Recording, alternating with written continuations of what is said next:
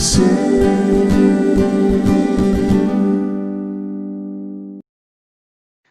semua yang terkasih di dalam Tuhan Yesus Kristus, siapakah saudara dan saya sehingga kita bisa berada di hari ini sebagaimana kita ada.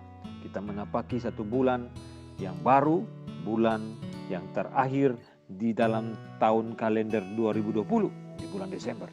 Dan biasanya di bulan Desember kita punya hati, punya pikiran, punya fokus kita sudah tertuju kepada sebuah perayaan Natal Kristus. Nah saudaraku, bagaimana saudara dan saya mendefinisikan arti dari semangat Natal? Apakah itu berarti ada senyuman ramah kepada orang yang kita ketemu, di mana saja kita menularkan atau kita mengeluarkan senyum kita? Apakah semangat Natal itu berarti ada suara pujian yang akrab di telinga kita dengan orang melakukan satu kidung, satu nyanyian yang sangat akrab di telinga kita, kidung-kidung Natal? Ataukah semangat Natal identik dengan pohon Natal yang berkelap-kelip dengan begitu banyak cahaya dari lampu-lampu pohon Natal, dan di sekelilingnya ada begitu banyak hadiah, bungkusan-bungkusan hadiah yang mau dibagikan untuk orang-orang yang kita kasihi yang ada di sekitar kita? Apakah hanya sekadar perasaan senang atas apa yang telah kita raih tahun ini? Saudara, apa sebenarnya makna, arti, pengertian dari semangat Natal? Saudara, kalau kita menyimak apa yang tadi saya katakan, tak satu pun dari banyak hal yang dimaksud di atas menggambarkan makna Natal yang sejati, makna Natal yang sesungguhnya. Semua yang diungkapkan tadi hanya menunjukkan perasaan yang mungkin muncul sebagai respon terhadap komersialisme. Satu respon terhadap nilai hati kita untuk melihat sesuatu yang kita sukai, membelanjakan atau mendapatkan sesuatu yang kita sukai. Dan itu berarti kita telah menyelewengkan, memindahkan, menyalahartikan semangat Natal yang sebenarnya, yang sejati. Saudara, salah satu penulis yang terkenal, J.I. Packer, pernah membahas hal ini di dalam bukunya yang berjudul Knowing God.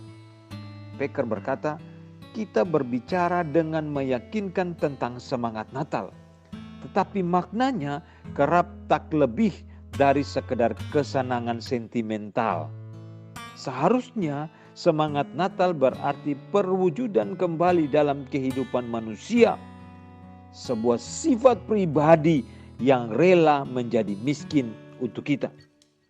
Semangat orang-orang yang seperti guru yang agung menjalani seluruh hidup mereka berdasarkan prinsip menjadi miskin, memanfaatkan hidup mereka dan mengizinkan hidup mereka dimanfaatkan untuk memperkaya sesama, memberikan waktu, pikiran, perhatian, dan kepedulian demi kebaikan orang lain dengan cara apapun yang diperlukan.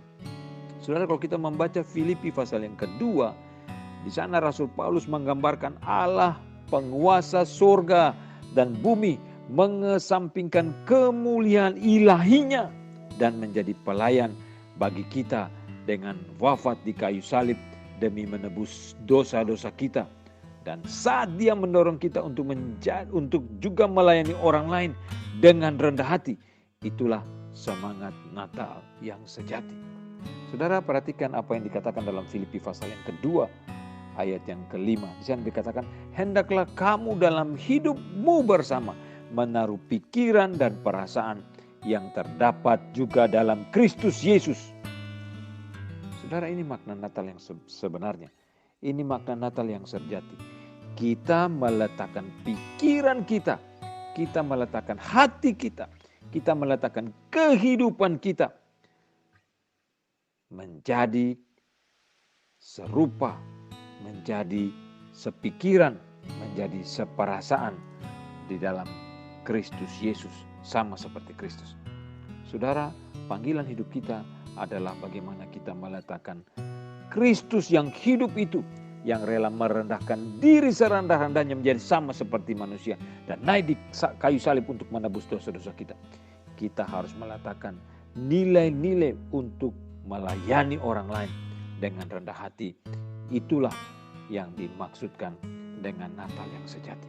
Saudaraku, semangat hadiah Natal atau semangat Natal seharusnya terlihat dalam kehidupan kita seluruhnya secara nyata, secara konkret dalam kehidupan keseharian kita, di mana Kristus hidup di dalam hidup kita dan kita mewujud nyatakan kasih-Nya kepada sesama kita yang ada di sekitar kita. Tuhan tolong kita, Tuhan mampukan kita. Ketika kita merayakan Natal tahun ini, kita merayakan dengan semangat menularkan kasih Kristus. Kita merayakan dengan semangat menjadikan serupa hidup kita, serupa pikiran dan perasaan kita yang terdapat juga di dalam Kristus Yesus Tuhan kita. Tuhan tolong kita. Tuhan tolong kita. Tuhan bantu dan mampukan kita. Terpujilah Tuhan dari kekal sampai kekal.